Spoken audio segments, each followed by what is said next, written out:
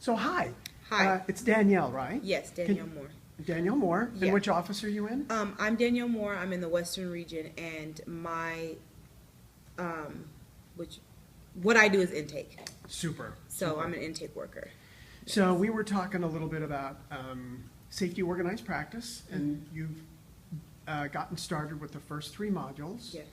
And what's one thing that's been helpful from those modules in your work with families so far? Well, in the 3rd module, we learned a lot about scaling questions and the different, ways of speaking with the parents. And I found that with the scaling questions with this particular case that I'm working with right now has been very helpful. I have a case where I have a mom who had a very sick child. He was quadriplegic.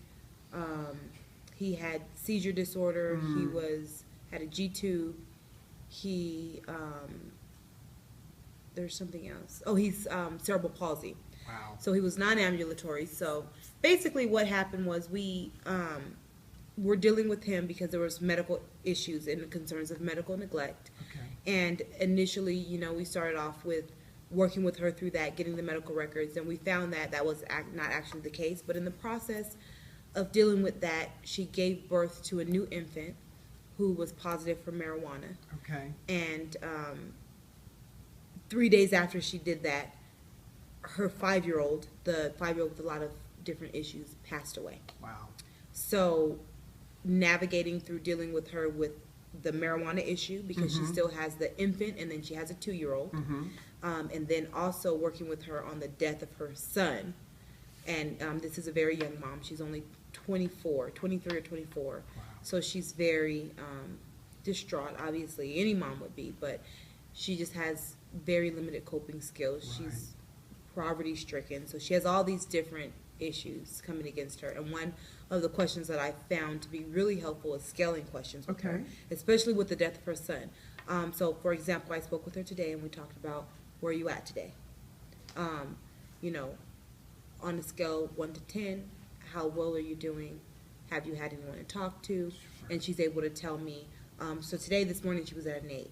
And she was at an 8 because she had left her mother's house, and she was at her mother's house. She was at about a 3, because it was so many people there, and she was having such a hard time because everyone was talking about her son that passed away. Good things, of course, but it's hard when you have someone that you really love pass away and he's constantly being brought up. Right. And that's how the rest of the relatives were grieving, but she couldn't grieve that way. So she decided, I'm going to go home with the 2 children. She does live alone, and I'm going to spend time with my children. And that actually made her happier. Spending time with the infant, and actually the infant that was born looks exactly like her child that passed away. So that kind of helps her as well. She goes to church, so she looks at that, being another support, and she talks about God a lot. So I was able to connect with her on that level. And so, just working with her in those scaling questions have been awesome, because I'm also able to see, because she's honest about it, and I'm able to see, okay, what do you need right now? Okay. Do you need some respite? Do you need someone to come into the home and help you with your children? What do you need? And it seems like she does better when she's not around the relatives. They also did the burial yesterday, so I thought she was actually going to be a lot lower than she reported. Right. But she seemed to be, she went to church. She seemed to be a little bit more happier because she knows that he's in heaven now, and she's just, saying all these positive things. So she really seemed uplifted today after speaking with her. So the scaling questions have allowed you to see her progress and keep kind of your finger on the pulse, so to speak, of her emotional state.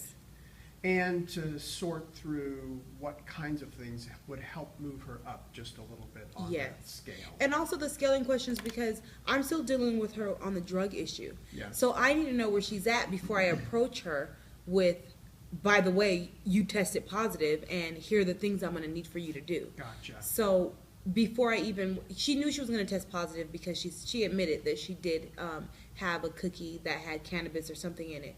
So she knew she was going to test positive, but at the end of the day, she wanted to test negative, because she said, I've been drinking a lot of water. That was the only time I did it. So she wanted to test negative. So when I came at her with that information, I had to see where she was at, because her son just died. So you have to prioritize, you know, I'm dealing with a grieving mom, Right. but I also have to make sure that her other children are safe. Absolutely. So I was able to work with her in that. And even with telling her, I need you to random drug test for me. This is something that's ongoing. The first one, yes, it was on demand, but this is something that's ongoing. And just phrase it in a way that is not so, you know, harsh for her, you know. Right. Trying to be as supportive as possible, but still do my job Gotcha. and make sure that her children are safe.